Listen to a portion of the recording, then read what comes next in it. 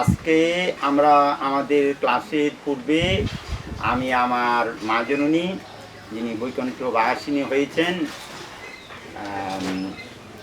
অহল্লা দেবনাথের শ্রী পাদপদ্মে আমি আমার শ্রদ্ধা জ্ঞাপন করছি। তৎপর আমার প্রিয় ছাত্র প্রভুদান মুর্মু তার শ্রীকরকমলে আমি আমার অন্তঃস্থলের অনন্ত স্নেহরাশি জ্ঞাপন করে আমি আমার ক্লাস আরম্ভ করছি। আর সমস্ত আমার প্রিয় ছাত্রছাত্রীদের প্রতি রইল আমার আন্তরিক প্রীতি, শুভেচ্ছা, ভালোবাসা। তৎপর আমাদের এই ক্লাসের আজকের আলোচ্য বিষয় হলো মেজর কোর্সের কোশ্চেনটা হলো তফসিলি জাতি উপজাতির আসন সংরক্ষণের ক্ষেত্রে সংবিধান কর্তৃক গৃহীত ব্যবস্থাগুলি লেখো। Discuss the special provisions for the scheduled caste and scheduled tribes in Indian constitution. আচ্ছা, তাহলে এখানকার মূল আলোচ্য বিষয় হলো যে আমাদের ভারতবর্ষের তফসিলি জাতি উপজাতি তারা অনগ্রসর শ্রেণী। এই অনগ্রসর শ্রেণীর উন্নয়নের ব্যবস্থার জন্যই আমাদের সংবিধানে এই বিশেষ তফসিলি জাতি উপজাতির আসন সংরক্ষণের ব্যবস্থা করা হয়েছে। তো এখানে দেখা যাচ্ছে যে সংবিধানের ১৬ অধ্যায়ের ৩৩০ থেকে ৩৪২ ধারার মধ্যে তফসিলি জাতি উপজাতিদের জন্য বিশেষ ব্যবস্থার উল্লেখ রয়েছে। তো এই আসন সংরক্ষণের ব্যবস্থার ক্ষেত্রে যেসব পয়েন্টসগুলি হলো সেগুলি হলো আইনসভার আসন সংরক্ষণ, সেটা বলা হয়েছে ৩৩০ থেকে ৩৩২ নং ধারা অনুযায়ী। তো সেই জায়গায় আইনসভায় আমাদের এসটি এসসি দের জন্য বিশেষ কিছু আসন সংরক্ষিত হয়েছে যাতে গণতান্ত্রিক ধারা সম্পূর্ণরূপে অব্যাহত থাকে। আরও বলা হলো সরকারি চাকরিতে আসন সংরক্ষণ। তো আমাদের ভারতবর্ষের শিক্ষার উন্নয়নের সঙ্গে সঙ্গে তফসিলি জাতি উপজাতিদের শিক্ষার উন্নয়নের বিশেষ ব্যবস্থা আবশ্যিক, সেটা সংবিধান কর্তৃক স্বীকৃত গণতান্ত্রিক পদ্ধতিতে। তো সেখানে সরকারি চাকরির ক্ষেত্রে যাতে এসটি এসসিরাও সমান সুযোগ সুবিধা ভোগ করতে পারে সেজন্য আসন সংরক্ষণের কথা বলা হয়েছে সরকারি চাকরিতে। সেটা বলা হলো ৩৩৫ নং ধারা অনুযায়ী।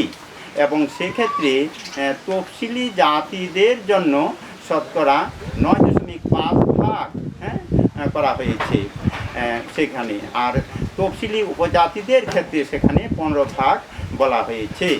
তো এই সংরক্ষণ দক্ষতাকে ক্ষুণ্ণ করে না। আরও বলা হলো শিক্ষার আয়তনে আসন সংরক্ষণ। তো শিক্ষার আয়তনের ক্ষেত্রে সেখানে বলা হয়েছে যে তফসিলি জাতিদের জন্য ২২% এবং তফসিলি উপজাতিদের জন্য ৫% আসন সংরক্ষিত থাকবে। তো শিক্ষা হচ্ছে সর্বব্যাপী সার্বিক। তো শিক্ষার ক্ষেত্রে অনগ্রসর শ্রেণীরাও যাতে সমান সুযোগ সুবিধা ভোগ করতে পারে এবং শিক্ষা গ্রহণ করতে পারে তার জন্যই শিক্ষার ক্ষেত্রেও আসন সংরক্ষণের কথা বলা হলো। আবার বলা হলো বিশেষ অফিসার নিয়োগ। এখানে ৩৩৮ নং ধারা অনুসারে বলা হয়েছে রাষ্ট্রপতি এই অফিসারদের নিযুক্ত করেন। তো এই অফিসারের নাম বলা হয় commissioner for scheduled caste and tribes. তারপর বলা হলো কমিশন নিয়োগ, এটা বলা হলো ৩৩৯ নং ধারা অনুসারে।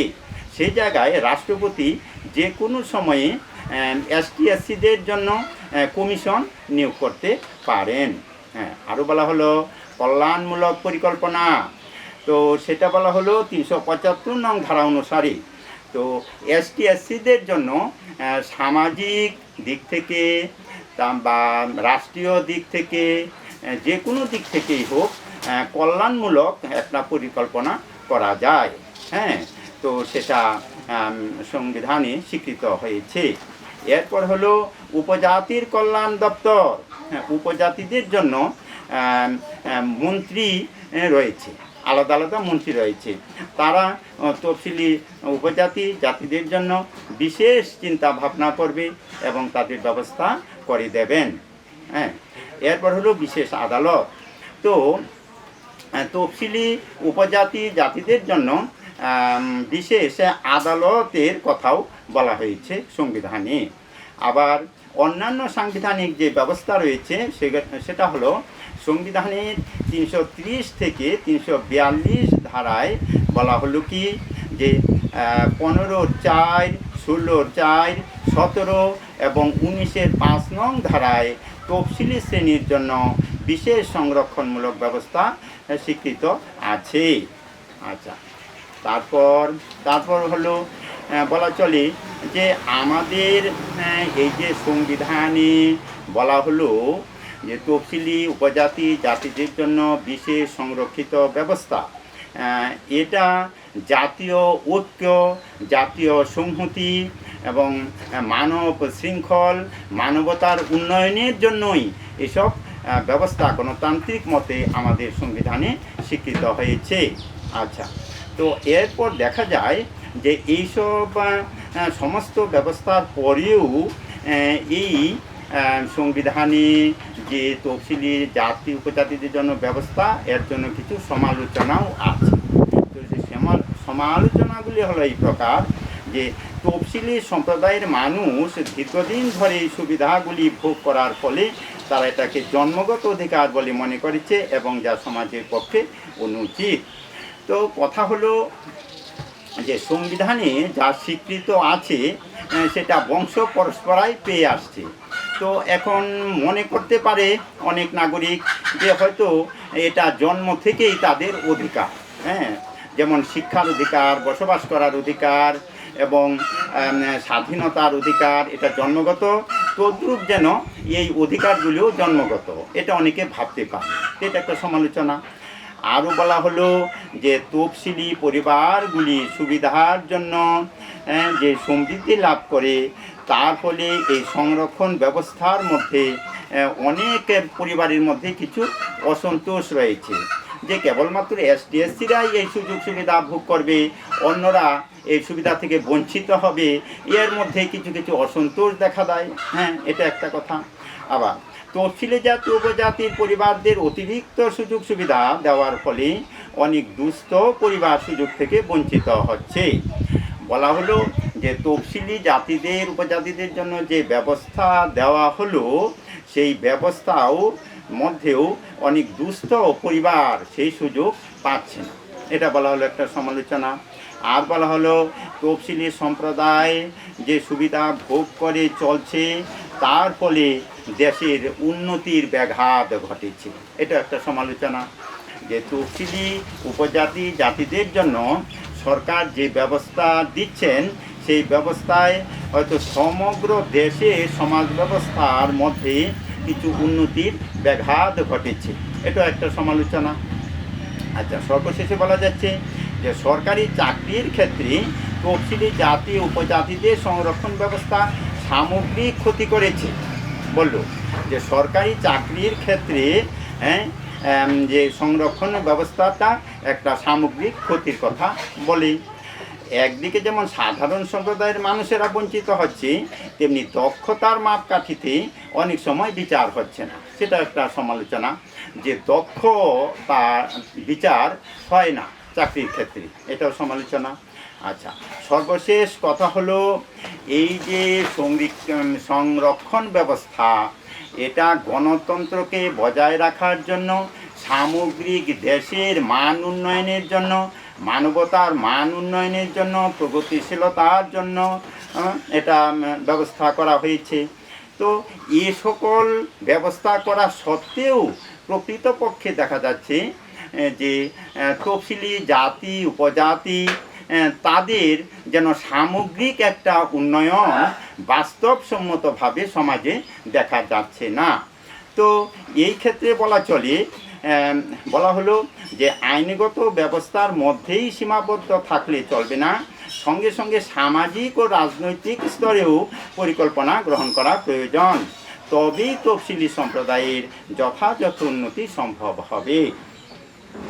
দেখা যায় যে এই উন্নয়নটা সম্পূর্ণ নির্ভর করে মানব জাতির আন্তরিকতার উপর, হৃদয়ের সঙ্গে তার বিবেক, চিন্তা, বুদ্ধি, ধ্যান ধারণার উপর, তার জ্ঞানের উপর নির্ভর করে। তো সরকারি সাহায্য বা সহযোগিতা যতটুকু আছে, এর অন্তরালে দেখা যায় যে যতক্ষণ পর্যন্ত না মানুষের মধ্যে বুদ্ধাঙ্কের বিস্তার ঘটবে, বুদ্ধাঙ্কের উন্নতি ঘটবে, প্রগতি ঘটবে, যতক্ষণ পর্যন্ত না ঘটবে ততক্ষণ পর্যন্ত কিন্তু সামগ্রিক মানবতার ক্ষেত্রে তফসিলি জাতি উপজাতিদের উন্নয়ন আশা করা সম্ভব নয়। তাহলে সেই ক্ষেত্রে সমাজ ব্যবস্থায়, রাজনীতি ব্যবস্থায়, ধর্মক্ষেত্রে, অর্থনীতির ক্ষেত্রে, সর্বক্ষেত্রে একটা সহযোগিতামূলক মনোভাব, মানবতার পূর্ণ বিস্তার, গণতন্ত্রের সাফল্য, উদারতা, সহৃদয়তা এবং বন্ধুত্ব, প্রেম, প্রীতি, স্নেহ, ভালোবাসার মধ্যে সামগ্রিক দিক থেকে যতক্ষণ মানুষের মধ্যে একটা মহা মিলন না ঘটবে ততক্ষণ পর্যন্ত কিন্তু তফসিলি জাতি বা উপজাতিদের উন্নয়ন সম্ভব হবে না।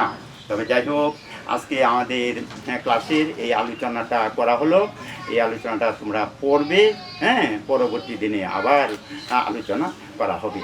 এই বলে আজকে আমার ক্লাস এখানে আমি শেষ করছি। ধন্যবাদ।